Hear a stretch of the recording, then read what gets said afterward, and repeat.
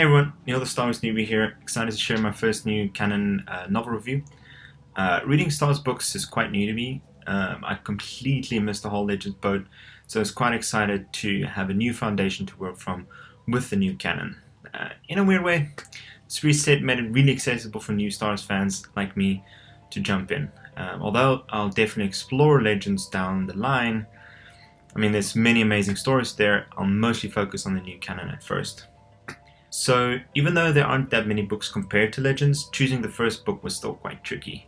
My criteria for the first book was twofold: good writing and good story. And so a few options came up: Bloodline, Lost Stars, and Dark Disciple.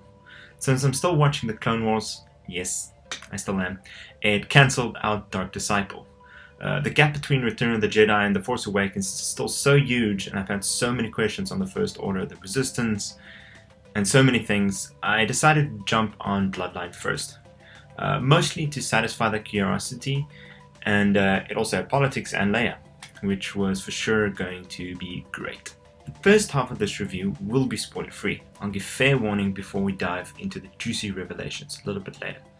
So, Bloodline follows Leia as a senator during the time of the New Republic, about 6 years before the events of The Force Awakens. From a political perspective, it's truly an interesting setting. After such a long time of tyranny from the Empire, how do you set up a functional government? Mon Mothma played a pivotal role in this transition, but now almost 20 years later, she's fallen ill and there's no one to truly bring the galaxy together. There's factions, political infighting, and threats within and outside the Senate. The story kicks off with Twi'lek Senator Yendor from Ryloth, asking the Senate to investigate a potential crime cartel. What follows is an adventure on various planets, political maneuvering, crazy close escapes, and some incredible revelations. Overall, the plot was great. There was a good catalyst for the story, and we get to experience some great stories that help set us up for The Force Awakens. Where this book really shines for me is how great the depth there was in the political maneuvering and the relationships, especially Leia and her political enemy, Ransom Casterfo. He starts out as a shallow character, young, up-and-coming political celebrity in the Senate. Very unlikable, bit of a douchebag. But as the novel progresses, you get to know someone who has incredible depth. The ups and downs of Leia and Ransom's friendship is where this book really shines. There were so many emotional moments in this book, and Claudia Gray managed to capture the depth of these feelings really well. What I really like though is the politics. This time at the New Republic, two factions have formed: the Populists and the Centrists. The Populists believe in autonomy for each planet to give them their sovereignty. The Centrists, however, believe in a stronger government and larger military. And this kind of makes a lot of sense. For the Populists, the Empire completely removed all autonomy. There was just no freedom. And so their long-term goal is to make sure the government doesn't get involved and remove these freedoms. However, in the post-Empire era, it is completely understandable not to give too much control to any person or group. We all know how that ended. Yet, as a galactic senate, having so little governance and giving too much power to planets to reject cooperation, it leads to incredible inefficiencies. Nothing gets done.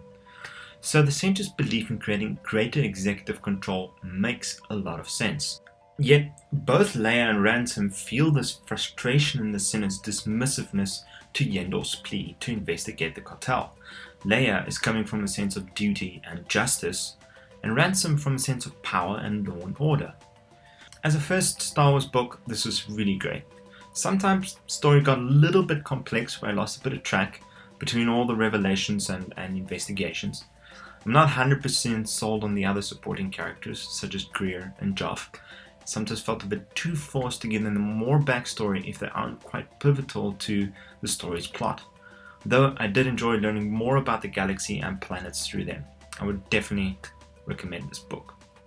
Right, so here's where things might get a little bit spoilery, so I suggest you leave if you haven't read the book yet, but do come back for some fun stuff I want to chat about. So beyond seeing parts of the rise of the First Order and then Leia also starting the Resistance, which was pretty cool, the most amazing part of this book was the reveal to the whole Senate that Darth Vader was Leia's father. We of course know this, but it really struck me just how important that piece of information was. You could really feel that sense of disgust as the Senate discovered this, right at the height of Leia being in the running for the first senator. There's just no way they'd ever trust Leia to be in any important political position when Darth Vader, her father, caused so much pain and suffering. But what this meant for Leia and Ransom was even more interesting. Ransom's hate for Darth Vader made him betray Leia's trust. And in this betrayal, Leia came to confront even deeper realities of herself and her father. I quote from the book. She realized then something she had never fully understood before. She'd always wondered what had led her father to the dark side, to become Darth Vader. She'd imagined it had come from ambition, greed, or some other venal weakness. Never had she considered that the turn might begin in a better place, out of the desire to save someone or to avenge a great wrong. Even if it led to evil, that first impulse might be born out of loyalty, a sense of justice, or even love. For the first time in a very long while, she had some sense of who Anakin Skywalker might have been before his fall, and of the goodness that must have survived in him through all the darkness, all the years. Yeah, that's deep, and I really like just seeing Leia kind of come to that revelation or that realization in a way. Some really, really awesome storytelling there. And Leia and Ransom came to respect each other again. And in that ending, Ransom becomes such a tragic and deep character. You thought he knew the centrist movement's ideals, but realized that, just like Leia, that beyond the veil of the belief in law and order was the real belief in fear and tyranny as a means of control and power. This is why I love this book. The politics is so nuanced as to really reflect reality. Righto, that's all from me. On to my next book, which will be Lost Stars. Like, subscribe, and I'll see you next time. Thanks for watching.